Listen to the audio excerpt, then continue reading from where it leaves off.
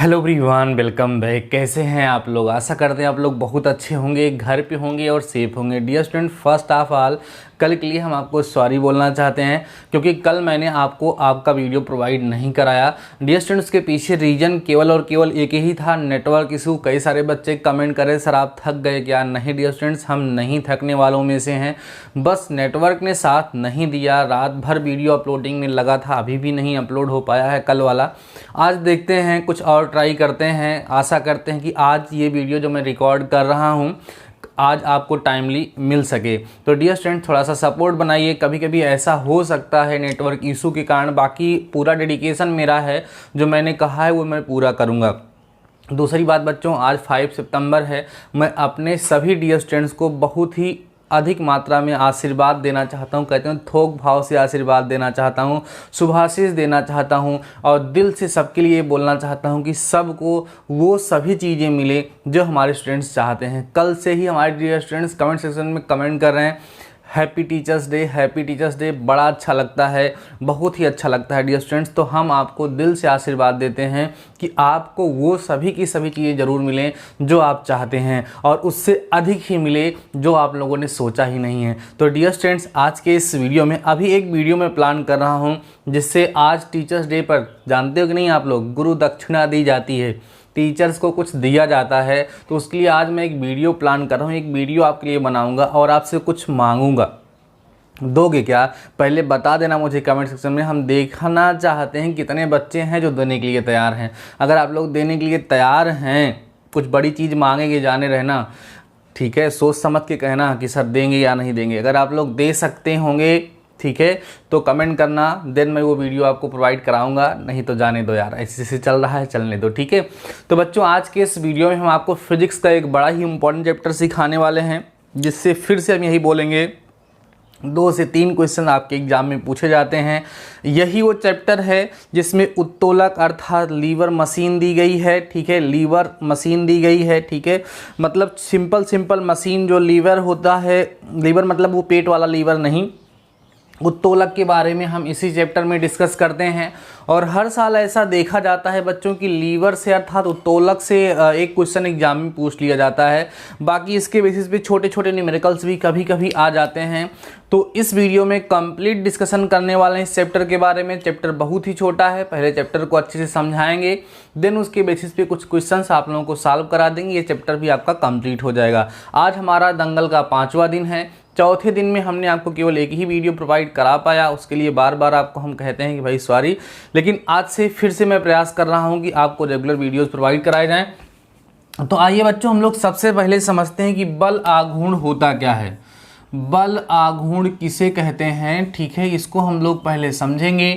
और बच्चों, बल आघूर्ण को ज्ञात करने का फार्मूला क्या होता है, इसको हम इंग्लिश में बोलते हैं मोमेंट ऑफ फोर्स।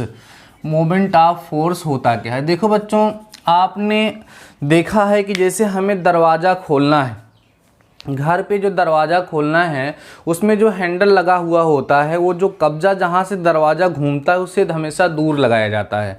कभी भी उसके पास लगा दिया जाएगा तो हम दरवाजे को खोल नहीं पाएंगे, क्योंकि वहाँ से जहाँ पर उसका पॉइंट होता है, मीन्स जहाँ पर उसका सेंटर होता है, जहाँ से कोई ऑब्जेक्ट रोटेट करता है, जहाँ से वो घूमता है बच्चों, वहाँ से जितनी ज़्यादा दूरी पर हैंडल लगाया जाएगा उतनी ही आसानी से उसको घुमाया जा सकता है।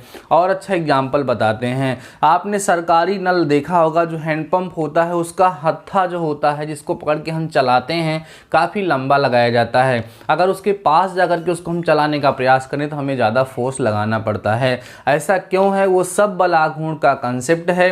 बल आघूर्ण एक ऐसे प्रकार का बल है जो किसी भी ऑब्जेक्ट को, किसी भी वस्तु को किसी बिंदु के परितः घुमाने के लिए कार्यरत होता है, ठीक है। तो किसी भी ऑब्जेक्ट को किसी फिक्स पॉइंट के परितः घुमाने की जो प्रवृत्ति होती है, जो टेंडेंसी होती है बच्चों, उसी को बल आघूर्ण कहते हैं। बल आघूर्ण को निकालने का फार्मूला क्या होता है बच्चों, देख लीजिएगा आप लोग। बल आघूर्ण जो होता है वो बराबर होता है बच्चों बल गुणे, ठीक है, बल गुणे क्रिया रेखा से या क्रिया बिंदु से दूरी, क्रिया बिंदु से दूरी। ये सर क्या होता है? देखो, जैसे मान लीजिए कि हमारे पास एक गेट है, इसका यहाँ फिक्स पॉइंट है, यहाँ पे इसका हैंडल लगा हुआ है, इसको ऐसे पकड़ के हम इसको घुमा रहे हैं। तो जब घुमा रहे हैं, जो फोर्स लगा रहे हैं वो F है, जो बल लगा रहे हैं वो F है, और यहाँ से जो लंबवत दूरी है बच्चों, यही क्या है, क्रिया रेखा से दूरी है या क्रिया बिंदु से दूरी है। बातें समझ में आ रही हैं? तो बल आघूर्ण को बच्चों टाउ से दिखाते हैं, इस तरीके से सिंबल बनाया जाता है, टाउ से दिखाते हैं, और बल को हम F से दिखाते हैं, और दूरी को बच्चों D से दिखाते हैं। तो टाउ इक्वल टू FD, ये बल आघूर्ण को निकालने का यहाँ पर फार्मूला बन जाता है। बातें समझ में आ रही हैं? अब बच्चों हम बात कर लेते हैं कि टाउ का अर्थात बल आघूर्ण का मात्रक क्या होगा। तो साफ साफ दिख रहा है बच्चों, इसका मात्रक न्यूटन मीटर होगा। क्या होगा? न्यूटन मीटर होता है। समझ में आ रही बात? और ये भी किया गया कार्य है, तो इसका भी मात्रक हम जूल बोल सकते हैं। तो बल आघूर्ण आपको समझ में आ गया होगा बच्चों, किसी पिंड को, किसी ऑब्जेक्ट को, किसी पिंड को अर्थात किसी ऑब्जेक्ट को किसी बिंदु के मीन्स किसी पॉइंट के परितः घुमाने की जो टेंडेंसी होती है, जो प्रवृत्ति होती है बच्चों, उसी को हम बल आघूर्ण कहते हैं। बल आघूर्ण बराबर होता है बल गुणे बल की दिशा से जो लंबवत दूरी होगी उस पॉइंट के दोनों के गुणनफल को हम बल आघूर्ण कहते हैं।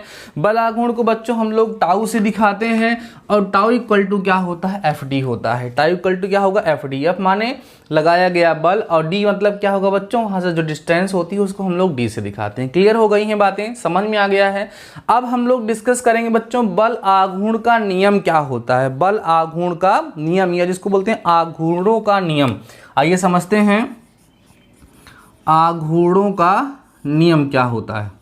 आघूर्णों का नियम, जिसको हम बल आघूर्ण का नियम कह सकते हैं, law of moment of force. क्या बच्चों? Law of moment of force क्या होता है। ठीक है, इसको बताने से पहले एक छोटी सी बात और क्लियर करेंगे बच्चों।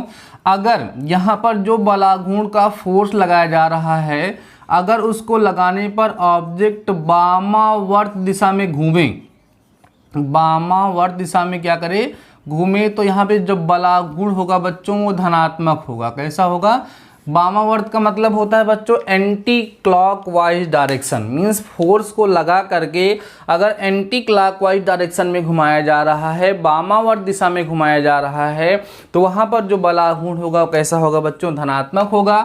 और अगर इसको दक्षिणावर्त माने क्लॉकवाइज डायरेक्शन में, दक्षिणावर्त डायरेक्शन में घुमाया जा रहा है, तो यहाँ पर जो फोर्स होगा, वहाँ पे जो बल आघूर्ण होगा बच्चों वो हमेशा ऋणात्मक होता है। ध्यान रखिएगा आप लोग, इंपॉर्टेंट कंसेप्ट है कि जो बल आघूर्ण लगा करके किसी ऑब्जेक्ट को वामावर्त दिशा में घुमाया जाएगा, बाईं तरफ एंटी क्लॉकवाइज डायरेक्शन में घुमाया जाएगा, वहां पर बल आघूर्ण जो होगा वो पॉजिटिव होगा। और अगर उसको हम लोग दक्षिणावर्त डायरेक्शन में या क्लॉकवाइज डायरेक्शन में रोटेट कराते हैं, तो वहां पर जो बल आघूर्ण होता है वो कैसा होता है, पॉजिटिव होता है, धनात्मक होता है। ठीक है, चलिए हम सीख रहे थे बच्चों आघूर्णों का नियम, law of moment of force क्या होता है। ठीक है, यहां पर देखो सिंपल सा लॉ ये है कि संतुलन की अवस्था में अगर किसी ऑब्जेक्ट, कोई ऑब्जेक्ट हो, वहां पर बल आघूर्ण लगे हुए हों और वो बैलेंस्ड सिचुएशन में हो, ठीक है, माने संतुलित अवस्था में हो,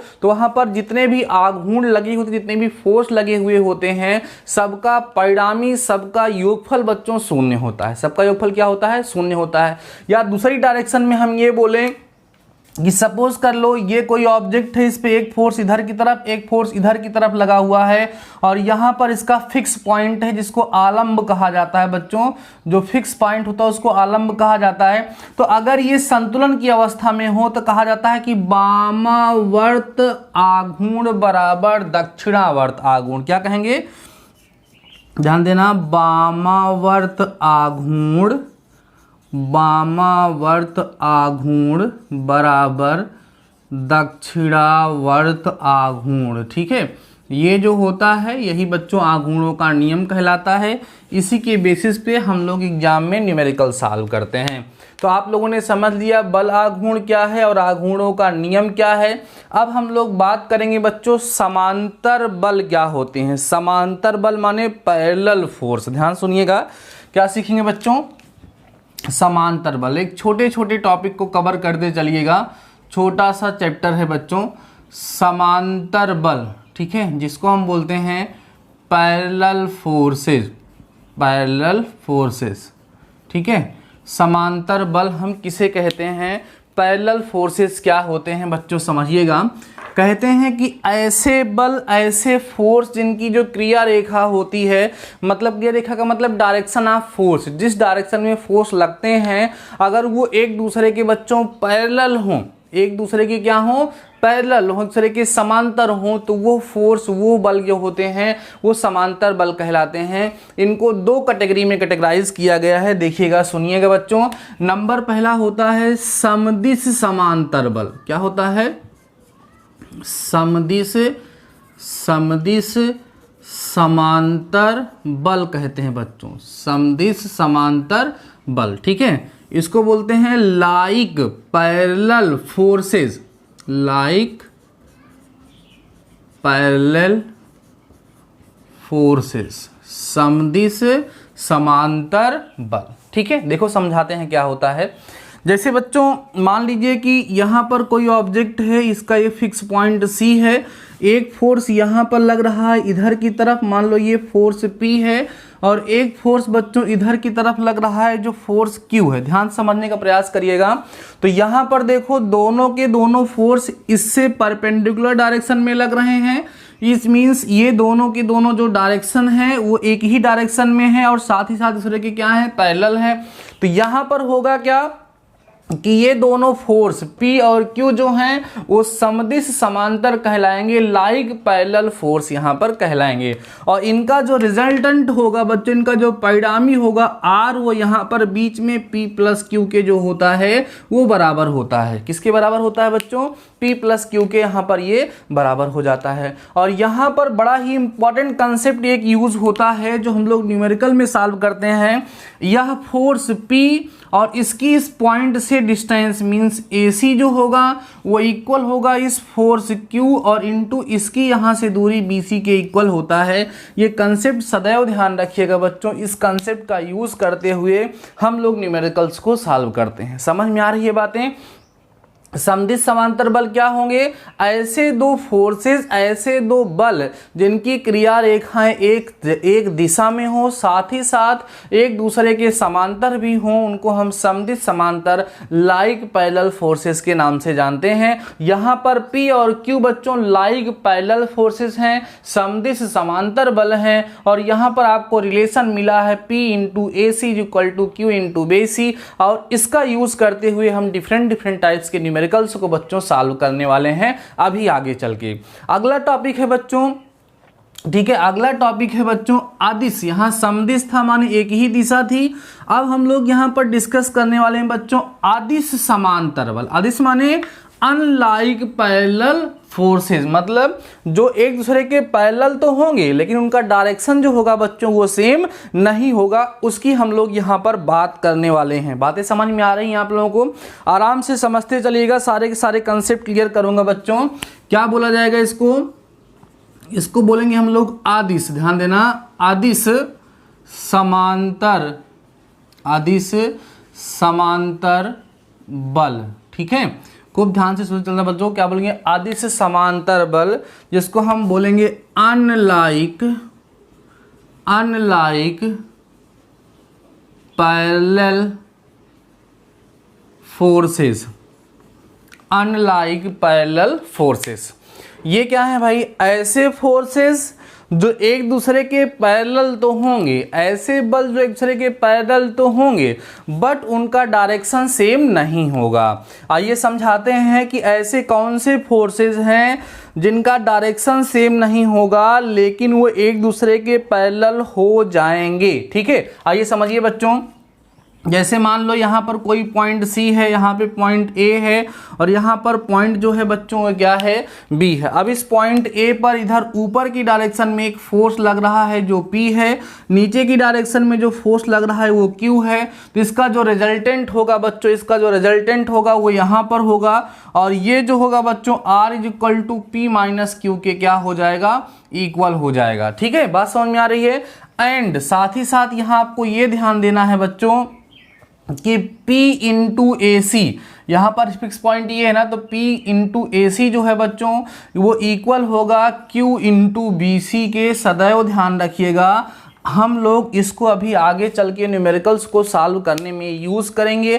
यहाँ पर जो दो फार्मूला मैंने आपको सिखाया है, जो आपको आपके बोर्ड पे सामने दिख रहा है, ये बहुत ही इम्पॉर्टेंट कंसेप्ट है। इसको आप लोग ज़रूर से ज़रूर बच्चों नोट कर लीजिए। देन हम आगे की तरफ डिस्कस करते हैं। अदिश समांतर बल क्या होते हैं, समदिश समांतर बल क्या होते हैं, और यहाँ पर जो फार्मूला हमारे सामने निकल करके आता है वो किस तरीके से यूज़ होता है, वो आप लोगों से एग्जाम में पूछा जा सकता है। आप पहले वीडियो को पास करके इसको नोट करिए। देन हम डिस्कस करते हैं बच्चों अब बल युग्म, ठीक है, बल युग्म के बारे में, जिसको बोलते हैं कपल ऑफ फोर्स। चलो समझा देते हैं फिर आगे बढ़ते हैं। बल युग्म क्या होता है, बल युग्म, ठीक है, कपल ऑफ फोर्स कहा जाता है बच्चों ऐसे दो फोर्स जो मैग्नीट्यूड में इक्वल हो, समान हो, लेकिन अपोजिट डायरेक्शन में वर्क करें, उसको बोला जाता है बच्चों बल युग्म, ठीक है, कपल ऑफ फोर्सेस। जैसे जब हम कभी भी कार चलाते हैं तो उस सिचुएशन में जब ऐसे हम घुमाते हैं उसके स्टीयरिंग को,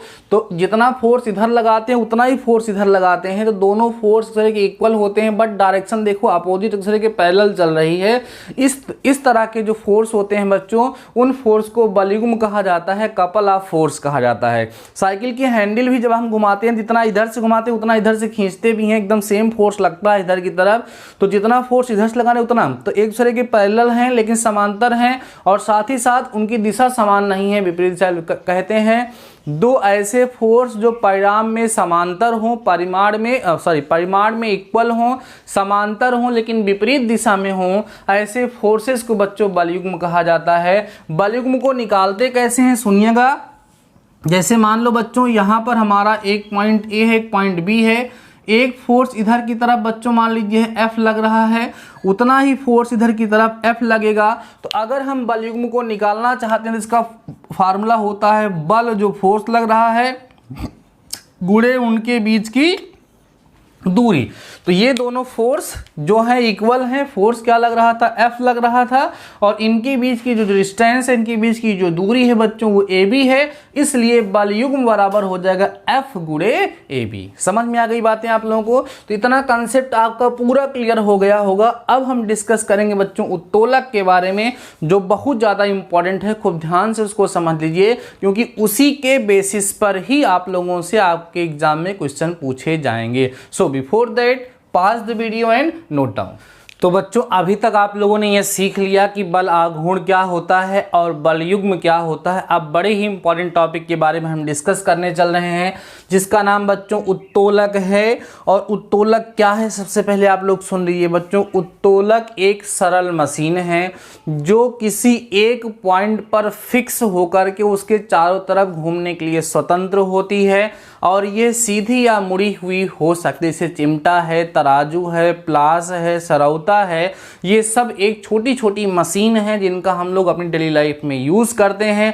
इसी को बच्चों हम लोग क्या कहते हैं, उत्तोलक कहते हैं। जिस पॉइंट पर वो मशीन फिक्स होती है, जिसके चारों तरफ वो घूमती है बच्चों, उसको आलंब कहा जाएगा। क्या कहा जाएगा, आलंब कहा जाता है। और जहाँ पर हम फोर्स लगाते हैं, वो जो हम फोर्स लगाते हैं बच्चों, उसको हम लोग क्या कहते हैं, आयास कहते हैं। क्या कहेंगे, आयास कहते हैं। और जो ऑब्जेक्ट वहाँ पर रखा जाता है बच्चों, उसको हम लोग भार कहते हैं। बस समझ में आ रही बात। जो हम फोर्स अप्लाई करेंगे, जो आप फोर्स अप्लाई करेंगे, वो आयास होगा। जो ऑब्जेक्ट उसमें रख करके जिस पे वर्क किया जाएगा वो भार होगा। और जो फिक्स पॉइंट होगा उसको हम क्या कहते हैं, आलंब कहते हैं। तो आलंब, भार और आयास की अलग अलग सिचुएशन, अलग अलग कंडीशन, अलग अलग स्थान पर होने के कारण उत्तोलक को 3 वर्गों में बांटा गया है। पहले को बोलते हैं बच्चों प्रथम प्रकार के उत्तोलक, ठीक है, प्रथम वर्ग के उत्तोलक या प्रथम प्रकार के उत्तोलक। दूसरे को बोलते हैं द्वितीय वर्ग के उत्तोलक, और तीसरे को बोलते हैं बच्चों तृतीय वर्ग के उत्तोलक। बातें समझ में आ रही हैं। तो आइए हम आपको समझाते हैं। उसके पहले आप ये जान लो बच्चों कि यांत्रिक लाभ ज्ञात किया जाता है किसी भी ऑब्जेक्ट का। यांत्रिक लाभ ज्ञात करने का तरीका होता है बच्चों भार बटे आयास। जो भार वाली भुजा है वो अपान जो आयास वाली भुजा है, वो दोनों का अनुपात जो है वो यांत्रिक लाभ कहलाता है। याद रखिएगा, यांत्रिक लाभ बराबर भार बटे आयास। इतना सिंपल सा आप याद रख सकते हैं। आइए अब हम लोग बात करते हैं बच्चों प्रथम वर्ग के उत्तोलक की। प्रथम वर्ग के उत्तोलक जो होते हैं, ठीक है, उसको हम लोग कैसे पहचानेंगे और उसका एग्जाम्पल क्या क्या है, बस यही आप लोगों से पूछा भी जाता है आपके एग्जाम में। देखो बच्चों, प्रथम वर्ग के उत्तोलक ऐसे उत्तोलक होते हैं जिनका आलम्ब जो होता है बच्चों हमेशा बीच में होता है। आलम्ब कहाँ होता है? बीच में होता है। और एक किनारे पर बच्चों भार होता है और दूसरे किनारों पे बच्चों क्या होता है? आयास होता है। इस प्रकार के उत्तोलक को हम लोग क्या कहते हैं? प्रथम वर्ग के उत्तोलक कहते हैं। सर एग्जाम्पल इसका बता दीजिए। सबसे पहला एग्जाम्पल बच्चों इसका तराजू है। आप देखोगे तो तराजू बीच में फिक्स होता है, इधर और इधर उसके जो पल्ले लटके हुए होते हैं। एक में जो है हम लोग अपना बटखरा रखते हैं, बाट रखते हैं, एक में कोई ऑब्जेक्ट रख करके उसको हम लोग वहाँ पर क्या करते हैं बच्चों? तौलते हैं। और कोई एग्जाम्पल बताइएगा भाई। जैसे कैंची है, कैंची है तो कैंची को आप देखेंगे बच्चों तो वो बीच में फिक्स होता है, एक तरफ कपड़ा रख करके दूसरी तरफ से काटा जाता है। बीच में जिसका आलम्ब होगा बच्चों वही क्या होगा? तृतीय प्रकार का उत्तोलक होगा। और क्या है बच्चों? जो झूला झूला जाता है, बच्चे जो झूलते हैं इस तरीके से बीच में फिक्स होता है, यहाँ लड़के बैठते हैं और यहाँ बैठते हैं, इधर इधर करते हैं। तो ये भी जो झूला आपको दिख रहा है बच्चों, ये भी क्या है? प्रथम वर्ग का उत्तोलक है। बातें समझ में आ रही हैं? अब हमें ध्यान क्या रखना है बच्चों? इसका यांत्रिक लाभ कितना होता है, बहुत इंपॉर्टेंट है। इसका यांत्रिक लाभ कितना होता है? ध्यान रखो बच्चों, इसका यांत्रिक लाभ एक से बड़ा हो सकता है, एक से छोटा हो सकता है या एक हो सकता है, तीनों हो सकता है। मतलब प्रथम वर्ग के जो उत्तोलक होते हैं उनका यांत्रिक लाभ एक से अधिक या एक से कम हो सकता है। क्लियर हो गई बातें? प्रथम वर्ग के उत्तोलक को कैसे पहचानोगे? जो प्रथम वर्ग के उत्तोलक होंगे बच्चे उसमें जो आलम्ब होगा वो हमेशा कहाँ होगा? बीच में होगा, ठीक है। और एक तरफ भार होगा और एक तरफ आयास होगा, उसी को हम प्रथम वर्ग के क्या बोलेंगे? उत्तोलक बोलेंगे। एग्जाम्पल तराजू, कैंची, झूला, ये सब और सारे एग्जाम्पल आप सोच सकते हैं। ये प्रथम वर्ग का उत्तोलक है। प्रथम वर्ग के उत्तोलक का जो यांत्रिक लाभ होता है बच्चों वो एक से अधिक या एक से कम हो सकता है। अब हम बात करते हैं बच्चों द्वितीय वर्ग के उत्तोलक की। द्वितीय वर्ग का उत्तोलक, द्वितीय वर्ग का उत्तोलक क्या होता है, इसको हम लोग कैसे पहचानेंगे? ठीक है बच्चों, समझाते हैं आप लोगों को। द्वितीय वर्ग का उत्तोलक जो होता है बच्चों वो एक ऐसा उत्तोलक होता है जिसका आलम्ब यहाँ किनारे होगा। आलम्ब कहाँ होगा बच्चों? किनारे होगा। बीच में जो है बच्चों इसमें भार रखा जाता है और किनारे यहाँ पर बल या आयास कह सकते हैं लगाया जाता है। इसको हम द्वितीय वर्ग का उत्तोलक बच्चों कहते हैं। और द्वितीय वर्ग का बच्चों हम लोग क्या कहते हैं? इसको उत्तोलक यहाँ पर हम लोग कहते हैं। और इसमें जो है भार हमने बोला कहाँ रखा जाएगा? हमेशा बच्चों बीच में रखा जाएगा, ठीक है। जैसे इसका एग्जाम्पल कौन सा है सर? इसका एग्जाम्पल है बच्चों सरौता। क्या है? सरौता, ठीक है। ये इसका क्या है? एग्जाम्पल है। सरौता जो होता है उसका एकदम लास्ट वाला पॉइंट फिक्स होता है, बीच में सुपारी रख करके किनारे से उसको दबाते हैं। तो भार कहाँ होगा? बीच में होगा। आयास कहाँ होगा? किनारे होगा। और आलम्ब कहाँ होगा बच्चों? किनारे होगा। तो यह एक सरौता इसका एग्जाम्पल है। और जो कूड़ा गाड़ी होती है, कूड़ा गाड़ी, ठीक है, कूड़ा गाड़ी जिसमें कूड़ा ले जा करके जाया जाता है, ये भी बच्चों जो है वो द्वितीय प्रकार का उत्तोलक है। और सर कोई एग्जांपल बताओ। नींबू निचोड़ने की मशीन, नींबू निचोड़ने की जो मशीन आती है, ठीक है, वो भी क्या है? द्वितीय वर्ग का उत्तोलक है। क्योंकि इसमें हम लोग देखते हैं कि जो नींबू निचोड़ने वाली मशीन होती है वो कुछ इस तरीके से बनी हुई होती है ना। यहाँ पर नींबू रखा जाता है और यहाँ पर इसको दबाते हैं और यहाँ का पॉइंट फिक्स होता है।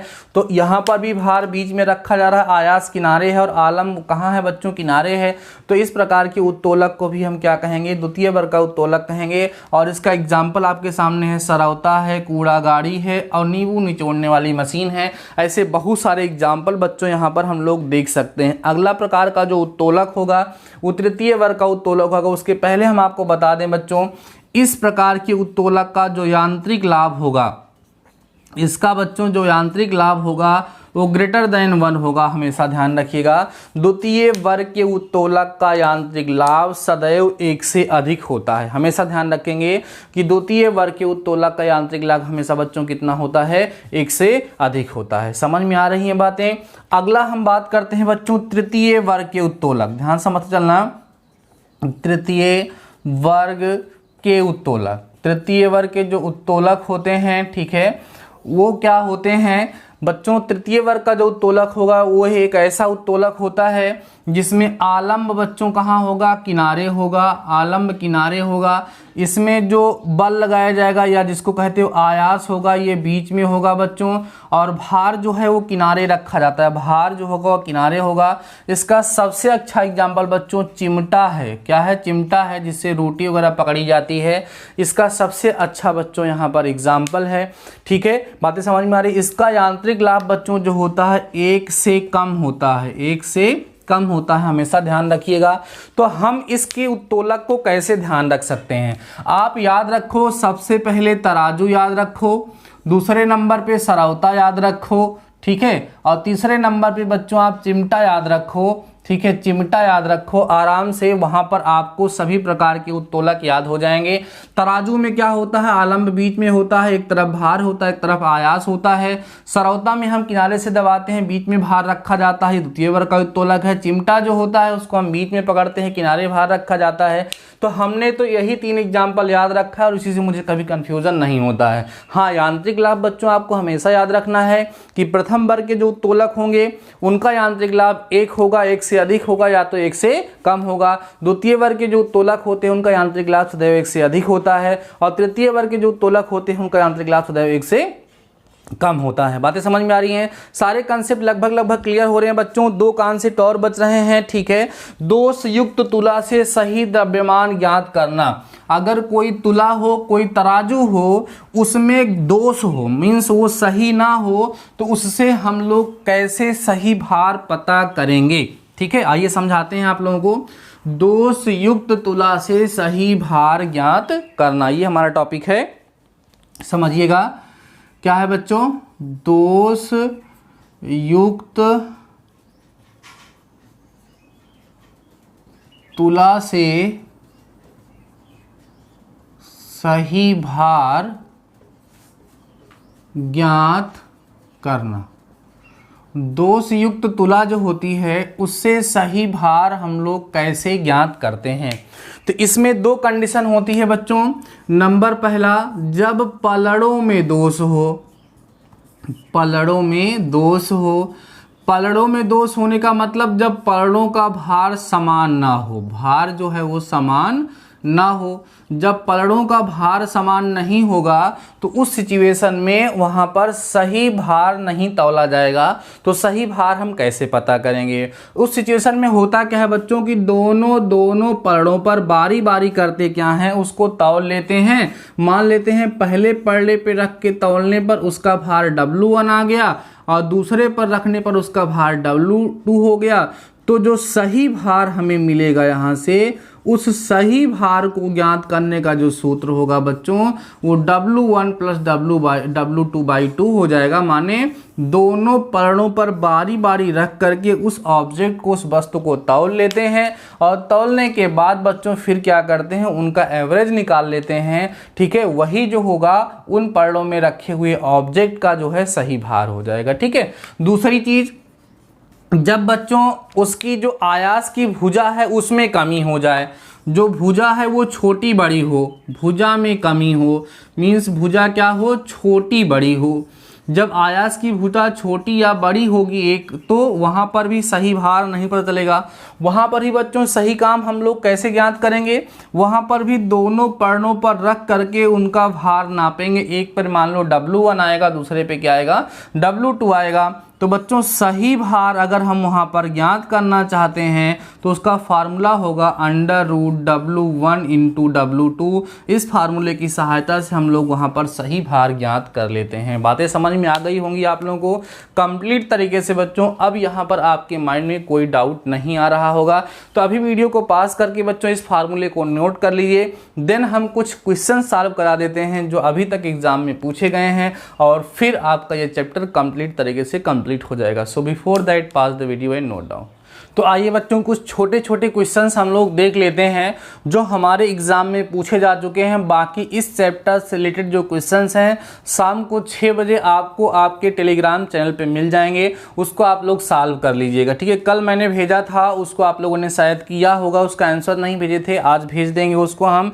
अब एक काम करेंगे, क्वेश्चन के साथ तुरंत आंसर आपको भेज देंगे जिससे आप लोग बाद में मिला सकें। ठीक है, चलो बच्चों देखो, पहला क्वेश्चन कह रहा है यांत्रिक लाभ सदैव 1 से अधिक होता है। तो इसमें ऑप्शन है बच्चों प्रथम वर्ग के उत्तोलक में, द्वितीय वर्ग के उत्तोलक में, तृतीय वर्ग के उत्तोलक में, फिर लिखा है इनमें से कोई नहीं। अभी अभी हमने आपको बताया कि जो द्वितीय वर्ग के उत्तोलक होते हैं बच्चों उनका यांत्रिक लाभ सदैव 1 से अधिक होता है। सो यहाँ पर ऑप्शन नंबर बी आपका करेक्ट हो जाएगा। कौन सा बच्चों? द्वितीय वर्ग के उत्तोलक। ठीक है, ये एग्जाम में क्वेश्चन एक बार पूछा जा चुका है। अगला क्वेश्चन जो एग्जाम में पूछा गया है, देखिए बच्चों, इसमें लिखा है संलग्न चित्र प्रदर्शित करता है। यहाँ पर एक फिगर बना हुआ है बुक में, इस तरीके से ध्यान समझिएगा। ये बच्चों आलंब का चिन्ह होता है और यहाँ पर भार लटका हुआ है। ठीक है, और यहाँ पर बच्चों P लिखा हुआ है। P का मतलब आयास हो गया, प्रेशर जो लगाया जाता है। अब यहाँ पर कह रहा है कि बताओ भैया ये जो चित्र है किस प्रकार के उत्तोलक को दिखाता है? प्रथम श्रेणी का उत्तोलक, द्वितीय श्रेणी का उत्तोलक, तृतीय श्रेणी का उत्तोलक, कोई उत्तोलक नहीं है। ये बच्चों पॉलिटेक्निक 2009 में पूछा जा चुका है। अब आप खुद से देख करके इसको बताइए कौन सा उत्तोलक है। आलंब किनारे है, भार बीच में रखा जा रहा है, प्रेशर किनारे लग रहा है। क्या है? सरौता में ऐसे ही तो होता है, किनारे आलंब होता है, बीच में भार रखते हो। ठीक है, और वहाँ किनारे बल लगाते हो, फोर्स लगाते हो। तो ये सरौता एक प्रकार का एग्जाम्पल हमने अभी आपको बताया द्वितीय वर्ग के उत्तोलक में होता है। तो बच्चों ये कौन सा उत्तोलक होगा? द्वितीय वर्ग के उत्तोलक के लिए यहाँ पर बच्चों बना हुआ है। बातें समझ में आ रही हैं? तो यहाँ पर भी ऑप्शन नंबर बी बच्चों करेक्ट हो जाएगा। ये क्वेश्चन मैंने आप लोगों से बोला कि 2009 में पूछा जा चुका है, तो इसलिए इंपॉर्टेंट क्वेश्चन है, आप लोग इसको समझ लीजिएगा। ठीक है, आगे थोड़ा न्यूमेरिकल टाइप का क्वेश्चन है बच्चों। इसमें देखिएगा ध्यान से, इस तरीके से फिगर बना हुआ है और यहाँ बोल रहा है कि 20 न्यूटन का फोर्स लग रहा है और ये जो भुजा आपको दिख रही बच्चों ये 4 मीटर है और यहाँ पर भी नीचे की डायरेक्शन में भी 20 न्यूटन का जो है बच्चों फोर्स लग रहा है। करण निम्न चित्र में प्रदर्शित बल युग्म का आघूर्ण ज्ञात कीजिए। बल युग्म का आघूर्ण आप लोगों से यहाँ पर बच्चों पूछा जा रहा है। तो अभी हमने आपको सिखाया था बल युग्म का आघूर्ण कैसे निकालते हैं। बल युग्म का आघूर्ण निकालने का फार्मूला होता है जो बल लग रहा है अवगुणे उन दोनों के बीच की जो दूरी है। तो 20 चौके 80 बच्चों, यही जो होगा यहाँ पर न्यूटन मीटर में आपका आंसर आ जाएगा। ध्यान रखिएगा, कभी कभी क्या होता है 80 दो ऑप्शन में दिया रहता है और वहाँ पर मात्रक चेंज कर दिया रहता है। तो ध्यान रखिएगा बच्चों, मात्रक जो होगा इसका न्यूटन मीटर होगा। तो यहाँ पर बच्चों पहला ऑप्शन दिया था 60 न्यूटन मीटर, दूसरा दिया था 20 न्यूटन मीटर, तीसरा दिया था 80 न्यूटन मीटर, चौथा दिया था बच्चों यहाँ 40 न्यूटन मीटर। तो आपको कंफर्म हो गया होगा कि यहाँ पर आपको ऑप्शन नंबर सी जो होगा बच्चों वो करेक्ट हो जाएगा। ठीक है, चलिए बढ़ते हैं नेक्स्ट क्वेश्चन की तरफ। कह रहे हैं बल आघूर्ण टाउ। ध्यान सुनिएगा बच्चों, अगला क्वेश्चन है, कह रहे हैं बल आघूर्ण जो है, समझने का प्रयास करिए पूरी तरीके से। बल आघूर्ण टाउ है। उसके बाद फिर कह रहा है बच्चों बल यफ है। बल क्या है बच्चों? यफ है। उसके बाद फिर बोल रहे हैं दूरी डी है। दूरी क्या है बच्चों? डी है। ठीक है, में संबंध होता है अथवा सही संबंध है। तो अभी मैंने आपको समझाया बच्चों कि tau equal to F into D होता है, यही रिलेशन यहाँ पर करेक्ट होगा। कई सारे रिलेशन यहाँ पर दिए हैं और आपको बता दें बच्चों कि ये 2013 में पूछा जा चुका है और ये क्वेश्चन भी बच्चों पूछा गया था, ये 2006 में पूछा गया था, अभी जो मैंने यहाँ पर आपको सॉल्व कराया। तो वो भी अच्छा क्वेश्चन है। यहाँ पे कई सारे ऑप्शन दिए हैं। Tau equal to F plus D दिया है, tau equal to F upon D दिया है, tau equal to F minus D दिया है, tau equal to F into D दिया है। तो यही ऑप्शन आपका करेक्ट हो जाएगा बच्चों, tau equal to F into D. Clear है, वो एफ इंटू डी क्लियर हो जाएगा। अगला क्वेश्चन देखिए बच्चों, जो एग्जाम में पूछा गया है, ये बच्चों ये भी 2013 के एग्जाम में पूछा गया था और कह रहा है कि बल आघूर्ण कहलाता है।